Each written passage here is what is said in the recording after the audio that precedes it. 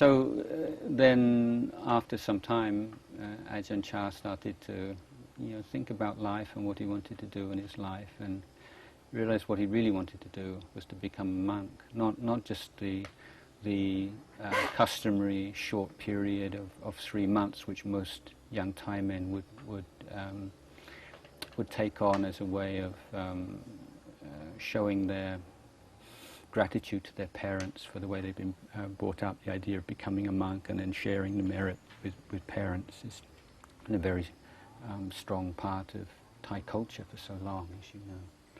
He decided he wanted to become a monk for an unlimited period.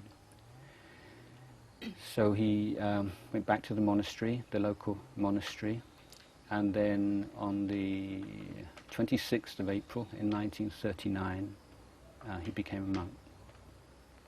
And initially he stayed at the monastery at Monkhod. He was very interested in studying and doing the basic academic course, which is called Naktam. So the first year or so he was studying the Naktam tree, and then he wanted to carry on further, and there wasn't really anyone who could teach him at his local monastery. So after a couple of years he went to another monastery about 40 or 50 kilometers to the east in Pibun,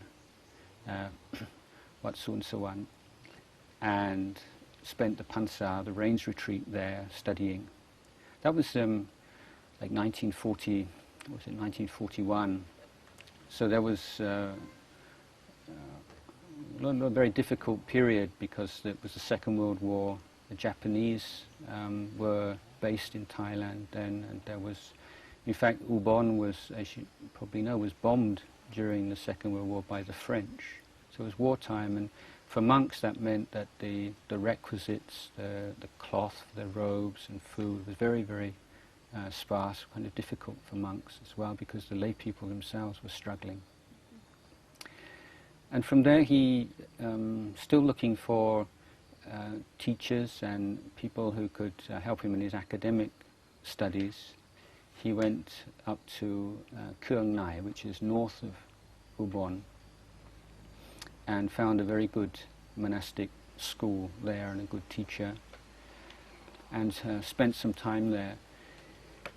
By this time he was becoming more and more determined that he was going to spend his whole life as a monk.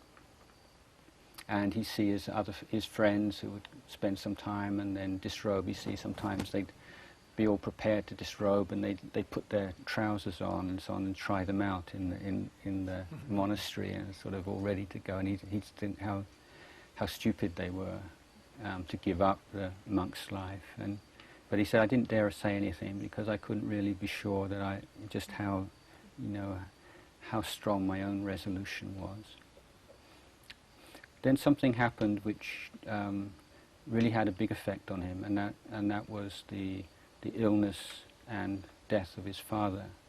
And that took place at the end of 1943.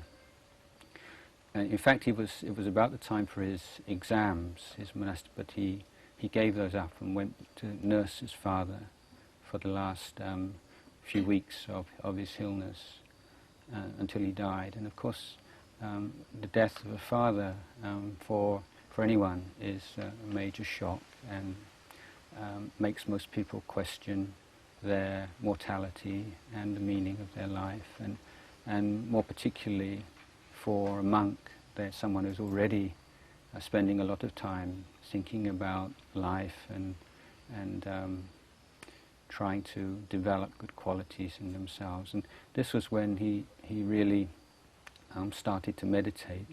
Now, I think for many people in the West, they just think being a monk means that you're a full-time meditator. But of course, many monks don't meditate, and certainly in the village monasteries, it was not a usual thing to do, or something that was necessarily part of their lifestyle, except for maybe just a short period in the morning and the evening. But this was when he became really interested in in meditating and really living the life of a monk more fully than he'd been doing before. And he started to meditate and he found it very difficult.